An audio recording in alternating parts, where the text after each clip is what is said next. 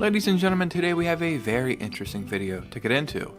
We have potentially a big problem with the Switch 2 and the Switch 2's launch, and there might be a simple way to fix this problem. Also, we have an update of a bunch of games coming over to the Switch 2, kind of from an unlikely place, and I found a bunch of trademarks that might potentially point at some massive Switch 2 or even Switch games. So let's go ahead and get into this video. One of my favorite things about making videos is kind of just getting my opinions and thoughts out of my head, because I just think about stuff all day long and then it drives me insane. So when I'm making videos, it's good to get some of these ideas out, but these are just my opinions. I think the Switch and the Switch 2 is going to be good. Why don't we check with our senior Nintendo Switch 2 expert coming straight out of Australia on what they think about the Switch 2. Well, if you really think about it, I think it's going to be a good thing. There you have it, folks. Before we get started, if you could hit a like and subscribe, that would truly mean the world to me. And let's just go ahead and get into this video. So, I did not get a Nintendo Switch at launch. I couldn't afford it at the time. I did not get a Switch until 2018, and I got it used from a pawn shop.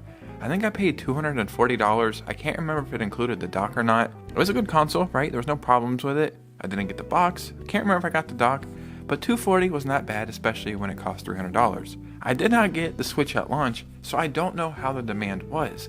I would assume it wasn't that high because we're coming from the Wii U era, and there was all these videos of people saying the Switch is going to be a failure, it's going to be a failure. And now we know that was not the case, but it seems like the hype wasn't all there, so if you wanted a Switch, at least in the first few weeks, you could probably go to the store and get one. I know there are people who are out there that did pre-order them and they got them that way, but I just feel like the demand quite wasn't there. I could be wrong, so if you got one at launch or around launch and it was difficult, please let me know in the comments. Now the hype for the Nintendo Switch 2 is insane. This console has been highly anticipated for multiple years, going back to the Nintendo Switch Pro rumors. I think Nintendo really was supposed to make a Switch Pro, but they canceled it around COVID times for some reason or another. And then we got the Switch OLED, and then the Switch 2 is what we've been saying for the past few years. The hype is insanely high for this. I cannot wait to play this console. I'm sure you can't either. I think we'll have people who kind of look at Nintendo as like a childish company, like the PC people and Steam Deck only people. I could even see those kind of people coming over and getting a Switch 2. I think pre-orders are going to happen probably April 2nd after the Switch 2 Direct. The problem is, what about bots? And I think that might be a huge issue. But there is potentially one way to fix this problem. So I really think the answer to this problem is pretty obvious. I could be wrong because I didn't do the research, but I think for the Nintendo Alarmo, the Nintendo alarm clock, the only people who could pre-order it or get it right away or something like that was people who had a Nintendo Switch Online account, possibly for over 3 months, or maybe that last part I'm just making up. Maybe I'm making up all this, I don't know. But what if we use that same system for the Switch 2 pre-orders? You can only pre-order this console from Nintendo, at least initially, if you have a Nintendo Switch Online account that's over 3 months old. I think that will stop bots, stop scalping potentially, and be a very simple solution. Now, I think this only makes sense if we do this at least for the first round of pre-orders, or maybe for a few days only, and then Target, Best Buy, Amazon, GameStop, all of them start their pre-orders as well, because I think it would hurt Nintendo financially if only people with Nintendo Switch Online accounts were able to pre-order. There's probably a lot of people who actually have a Switch that won't even upgrade their console for a few years. They have Nintendo Switch Online accounts, but they're perfectly fine with just keeping their Switch. So that would stop people from pre-ordering who really want the console just because they don't have a Nintendo Switch Online account, or like people who only play PlayStation or Xbox, or people who just want to get this console for a first console.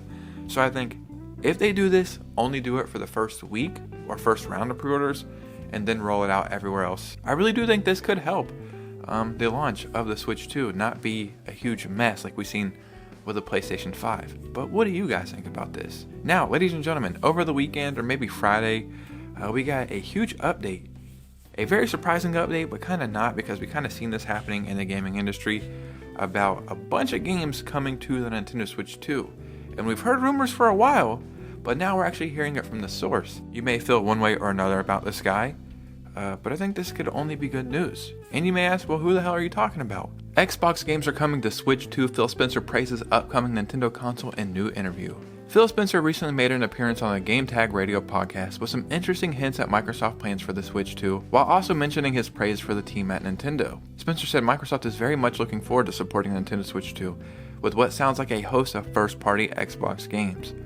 It is so crazy this is where we're at in gaming. He went on to say that the Switch was a massive success, and he thinks the Switch 2 will also be as well, while also adding that he is really looking forward to supporting them with the games that we have. I just think they're such an important part of the industry. So important that Xbox actually try to buy Nintendo. I want everybody to be able to play on Xbox, and it does mean more of our games shipping on more platforms, not just PlayStation. There's a rumor right now that we're going to get the Master Chief Collection, as well as Starfield, Microsoft Flight Simulator, maybe a Gears of War collection. Now, there's a couple things that I want to talk about quickly. One, that's cool. Will these be full price? Probably not. I don't really care one way or another. I'd probably check out Halo and maybe Starfield. I really kind of want to play Fallout 4 more than anything. So if they bring that over, that would be pretty cool. Now, I had this thought like a year ago when we first started getting these rumors that Xbox would eventually one day get Game Pass on the Nintendo Switch, and now probably the Switch too. But I was thinking about it. Would Nintendo want Game Pass on the Switch too? Not saying it wouldn't be great, and I think that would be cool, but I was thinking if Game Pass was on the Switch too, and possibly the Switch, would people even want to buy the Nintendo Online memberships anymore? Like, yes, the new Nintendo Online membership might have GameCube on it. If they have this weird adapter possibly for the Switch 2 that can add an extra screen, maybe 3DS and DS, and with those mouse features, maybe Nintendo Wii, and maybe some other stuff that I'm missing. That would make it more enticing. And there's a rumor that they're going to increase the price to $70, so we could assume some of that stuff is actually true. But if we also had Game Pass on the Switch too, it's like, would I buy a Nintendo Online membership for $70 a year, but I'm going to play 2, maybe 3 of these games? Or would I buy Game Pass if that was an option? Like, yes, it's more expensive for the whole year, but man, there's so many great games that I would rather play over the stuff on Nintendo Switch Online. So with that being said, I think that would actually hurt Nintendo having Game Pass on the Switch too. There are people who will buy both services, and I'm not one of those people. I would much rather have Game Pass. So it's like, there's definitely people out there like me. So Nintendo has to know that. It's like, man, if we add Game Pass to our console, that's cool, but people probably would buy that over Nintendo Switch Online. So that would hurt Nintendo adding a service. It's like they're adding something, but it's hurting them and only kind of benefiting Microsoft. I'm sure Microsoft will have to cut them some kind of deal. I don't know how much Game Pass is anymore, but let's just say $20. Maybe Nintendo will get $3 of every subscription or something to make it worth it, but I really think that would just hurt Nintendo.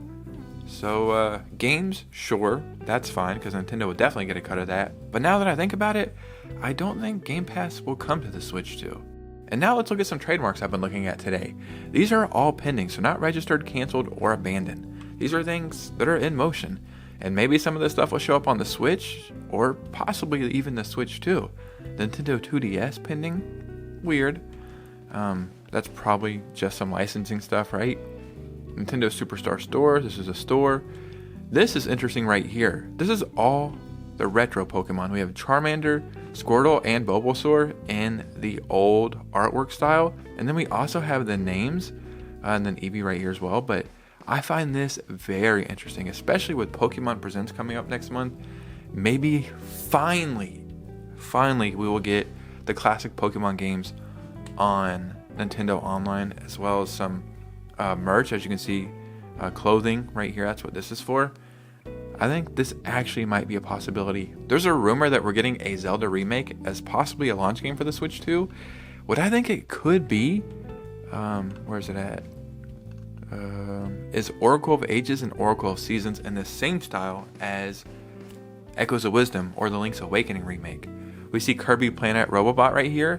I think this might show up on the Switch before the Switch 2. I could see this be announced at the Nintendo Direct next month and then come out in like April or May. The Legend of Zelda Oracle of Ages. So we have this right here as well. So to be honest, these trademarks probably don't mean anything, but I do think it's interesting to look at these because sometimes stuff does show up here and then really gets announced or launched or just makes an appearance within like 12 months. And I was looking at some of the dates for this, and it was like October 2024 or July 2024.